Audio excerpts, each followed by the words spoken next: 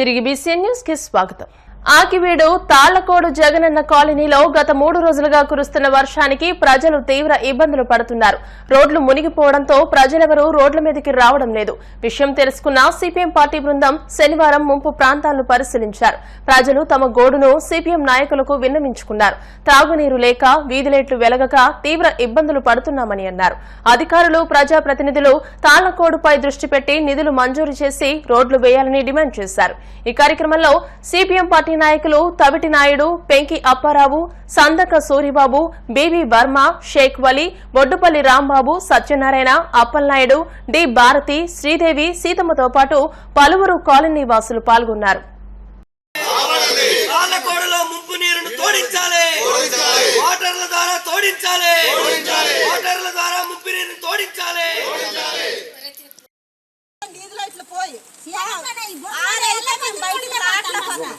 అలాగే ఉన్నాము. 4 నెలలు పట్ట ఈదు లైట్లు 2 ఈదు లైట్లు పేలు పని అసలు పట్టించుకోలేదు. ఏ నాలుగు రాలేదు. ఇప్పటికి చెప్తే ఇలాగ నువ్వు నీళ్ళు ఎక్కడ వేసుకుంటావంటే ఇంట్లో వేసుకుంటావా వాడకం నీళ్ళు ఇంట్లో అందుకనే కట్టియండి అన్నారు. కట్టేసాము. ఆ లక్షలు తెచ్చి అప్పులు తెచ్చేసాము. మళ్ళీ హాస్పిటల్ పాలైపోతున్నాము. మరి అట్లా వెళ్ళబోతున్నాం, ఇటు ఒంట్లో పోతున్నాం. మళ్ళీ అందుకే పోవాలనిపిస్తుందండి బాధపడలేక. ఎవరు ఊరుకుంటారండి? పక్కనున్న ఆడదా ఊరుకుంటుందా? వాళ్ళ ఇంట్లో పోసేద్దామా? మరి దారుణంగా ముంచేసారు. ఎందుకు తెచ్చేసే అటు కాకండి ఇటు కాకండి.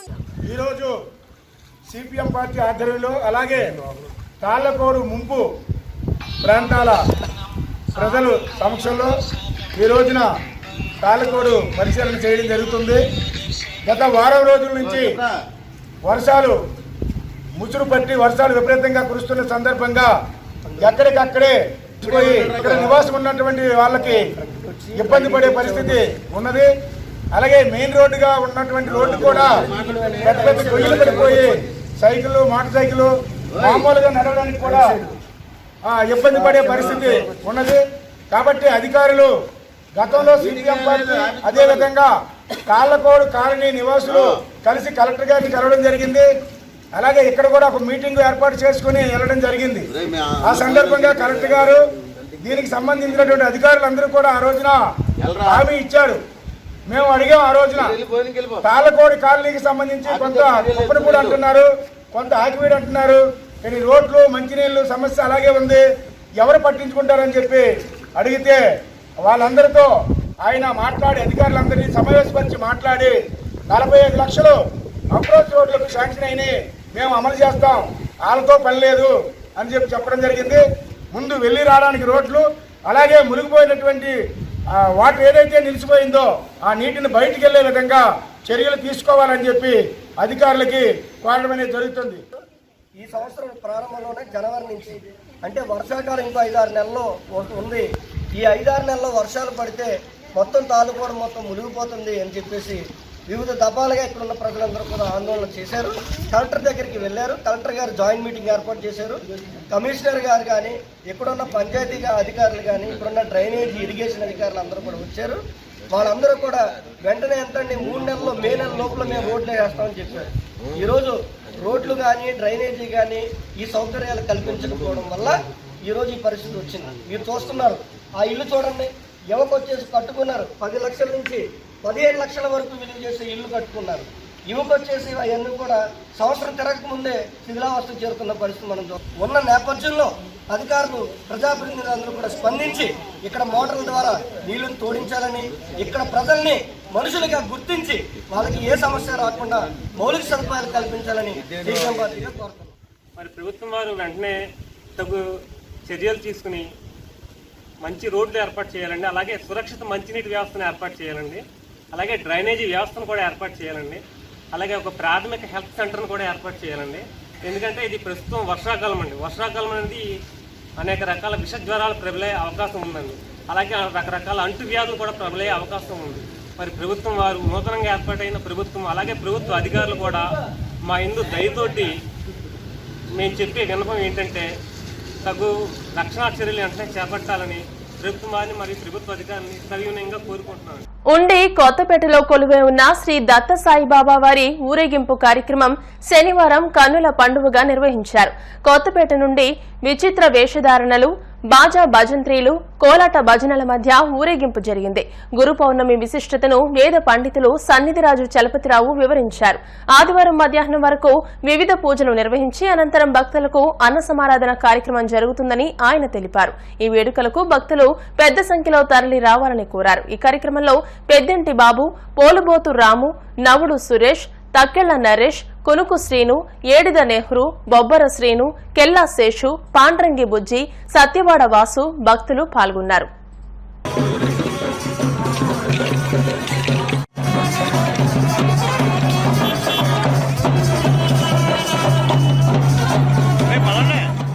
మన ఉండి గ్రామంలో కొత్తపేటలో వేంచేసి ఉన్న శ్రీ దత్తసాయి బాబా వారి ఆలయంలో గురు పూర్ణిమ పురస్కరించుకుని ఈరోజు ఉదయం 9 గంటల నుండి బాబావారు దత్తాత్రేయ స్వామివారి పల్లకీలో ఊరేగింపు కార్యక్రమం, అలాగే సాయంత్రం 5 గంటల నుండి 23 రకముల హారతులతో విశేషార్చనలతో విశేష భజన కార్యక్రమం ఈరోజు కార్యక్రమాలుగా, అలాగే రేపు గురు పౌర్ణమి మహోత్సవం సందర్భంగా ఉదయం 5:15 కాగడ హారతి, అనంతరం 5:45 శ్రీ లక్ష్మీ గణపతి దత్తసాయినాథ స్వామివారి ఆలయంలో విశేషంగా విఘ్నేశ్వర పూజ, యజ్ఞావాచన, మండపారాధన, అనంతరం శ్రీ బాబావారికి దత్తాత్రేయ స్వామివారికి విశేషంగా అభిషేకములు, అనంతరం 10:30 గంటలకు చతుర్వేద స్వస్తి దర్బారు సేవ, నీరాజన మంత్రపుష్పాములు, పండిత ఆశీర్వచన కార్యక్రమాలు, అనంతరం 12 గంటల నుండి అఖండ అన్న సమారాధన కార్యక్రమాలు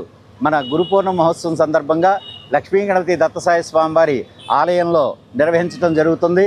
విశేషంగా ఈ కార్యక్రమాల్లో భక్తులు వానకి కూడా విరవకుండా అనేక కార్యక్రమాలు నిర్వహిస్తూ ఈరోజు కార్యక్రమాన్ని ప్రారంభంగా ఊరేగింపు మహోత్సవం అనంతరం జరిగే కార్యక్రమాలు దిగ్విజయం చేస్తూ రేపు జరగబోయే అఖండ అన్న సమారాధనకు భక్తులందరూ విరివిగా విచ్చేసి బాబావారి ఆశీస్సులు పొందాలని లక్ష్మీ గణపతి దత్తసాయి ఆలయం తరపున గ్రామ ప్రజలను, గ్రామేతర ప్రజలను కూడా కోరటం జరుగుతుంది.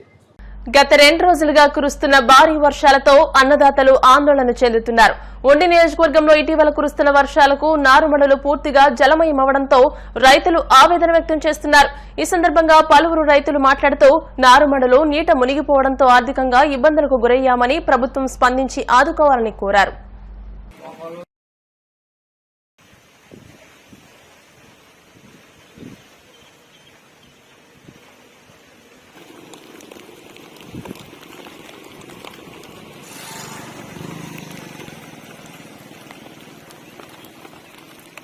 ఉండి మండలం వానరం ఆకుబళ్ళు పోయినాయండి.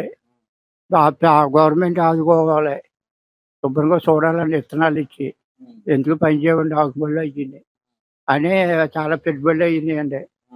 ఆ పెట్టుబడులు అంతా లాస్ అండి. గవర్నమెంట్ ఆదుకుంటేనే కానీ ఎదరికి వెళ్ళమండి. కౌలు రైతులు అండి అని ఆదుకోవాలండి. 8 ఎకరాలండి. నార్మల్ మునిగిపోయినాయి. వర్షాలు కురిసి కాలం బిగతండేసిందండి. బొండ డ్రైనేజీ, ఆ డ్రైనేజీ వల్ల మునిగిపోయి పోయినాయి. ఇంకా ప్రభుత్వం విత్తనాలు ఇచ్చి ఏమైనా పెట్టుబడులు ఇస్తే అండి ఇంకా ఎదరికి వెళ్తాం. ఇంకా బాగా రాసండి, అంతకన్నా ఎక్కువ చేయలేమండి. ఇంకా మేము మాత్రం గవర్నమెంట్ ఆదుకోవాలండి. మరి కోపిల్లన్నే వానరన్న పొలముట్టినవన్నీ ఇలాగ ఆకుమలై మునిగిపోయి పోనీ వర్షం వలన ఏమన్నా ముక్కలు ఆకలేదండి.